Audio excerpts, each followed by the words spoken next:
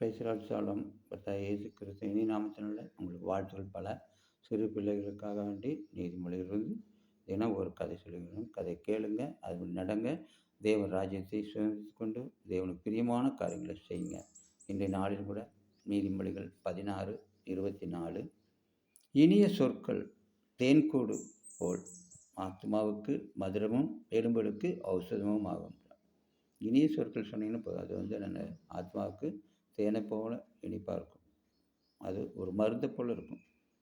அப்போ நீங்கள் எங்கே பண்ணணும்? எல்லா இடத்துலையும் எல்லாருக்கும் ஒரு இனிமையான வார்த்தைன்னு சொல்லணும். அதனால் கடினமான வார்த்தையெல்லாம் யூஸ் பண்ணவே கூடாது. அப்போ நம்ம யாராச்சும் உடம்பு சரியில்லை போய் பார்க்க போகிறீங்கன்னா என்ன பண்ணணும்? நல்ல வார்த்தையை சொல்லுங்கள்.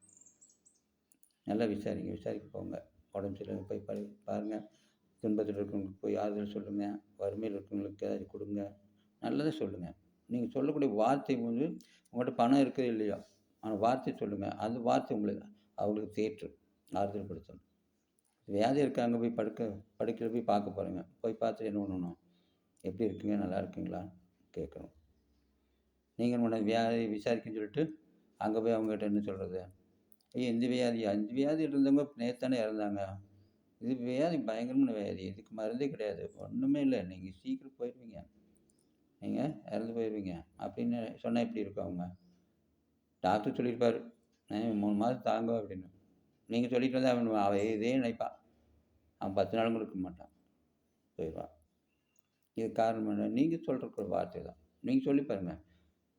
நல்ல டாக்டர் இருக்காங்க, நல்ல மருந்து கொடுப்பாங்க. ஆண்டவரை நினைச்சிங்க, ஆண்டவர் சுகப்படுத்துவார், ஜெபம் பண்ணலாம் அப்படின்னு.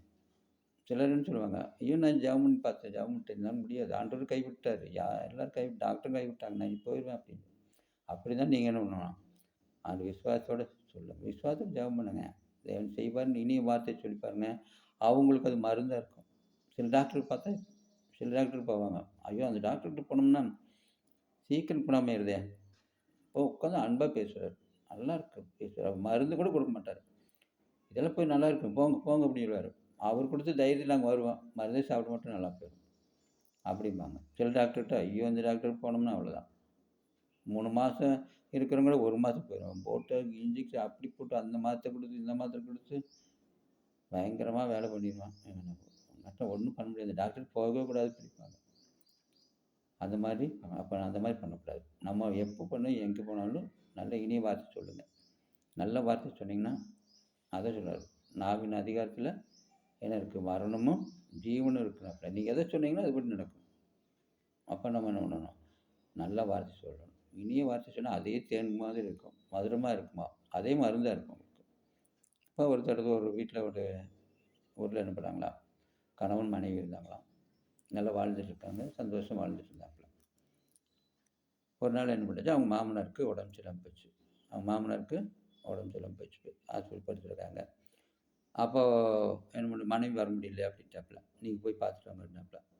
சரி அப்படின்னு சொல்லிட்டு போய் பார்க்க போகலான்னா அங்கே போய் எப்படி விசாரிக்கிறது தெரியல மாமனார்ட்ட.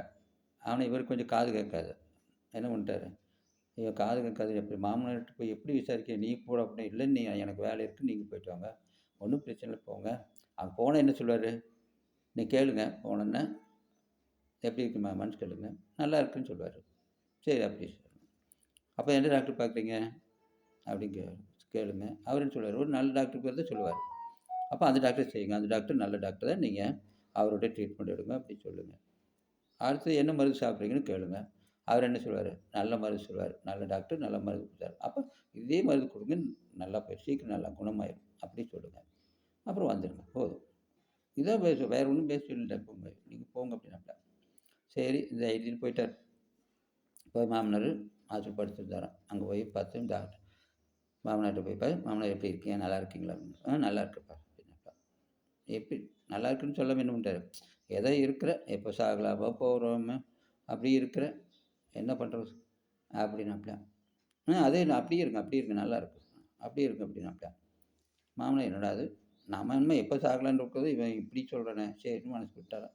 சரி அப்புறம் மாமி எந்த டாக்டருக்கு பார்க்குறீங்கன்னாப்ல.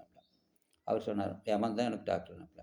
என்னது, யமன் தான் டாக்டர். யமன் யார்? உயிரை வாங்குற அந்த ஒரு கடவுள் பேர் தான் யமன். ஏமாந்தா டாக்டர்னாப்டியா. ஓ! அந்த டாக்டர் நல்ல டாக்டர். அவர்கிட்ட பாருங்க. அவர் ட்ரீட்மெண்ட் கண்டிப்பா பாருங்க. நல்ல டாக்டர். பெரிய டாக்டர். உலகத்திலே அவர மாரி பெரிய டாக்டர் எதுவுமே கிடையாது. நல்ல டாக்டருங்க அப்டின்னாப்டியா. என்னடா இவருக்கு பயங்கர எரிச்சல் ஆயிட்டுது. அப்புறம் அடுத்து பார்த்தாராம். அடுத்தது மருமகன் என்ன சொன்னாப்டியா, மாமி என்ன மருந்து சாப்பிட்றீங்க அப்டின்னாப்டியா. என்ன மருந்து சாப்பிட்றீங்கன்னு. இவர் நல்ல மருந்து சாப்பிடுவாரு. சொல்லுவாருன்னு நெனச்சுட்டு இவர் என்ன பண்ணாரு, கேட்டாரு. அவர் என்ன சொல்லிட்டாரு, விஷம் தான் எனக்கு மருந்து. தினமும் மருந்து விஷம் மாத்தி சாப்பிட்டுட்டு இருக்கிற விஷம் தான். எப்படியாச்சும் சாகணும். அதுக்கு விஷமாச்சும் சாப்பிடலான்னு இருக்கிறேன் அப்டின்னாப்ல. ஓ! இந்த மருந்து நல்ல மருந்துங்க. நல்ல மருந்து. இந்த மருந்தையே சாப்பிடுங்க. நல்ல ஆரோக்கியமா இருப்பீங்க. அப்டின்னாப்ல. அவருக்கு பயங்கர டென்ஷன் ஆயிடுச்சு. ஏன்டா அறிவு கெட்டவனே, நான் என்ன சொல்றேன், எவன் தான் எனக்கு டாக்டர்ன்னு சொல்றேன். நீ என்ன பண்ண? அந்த டாக்டர் நல்ல டாக்டர். விஷம் தான் எனக்கு மருந்து. அது நல்ல மருந்துங்கிற. என்ன?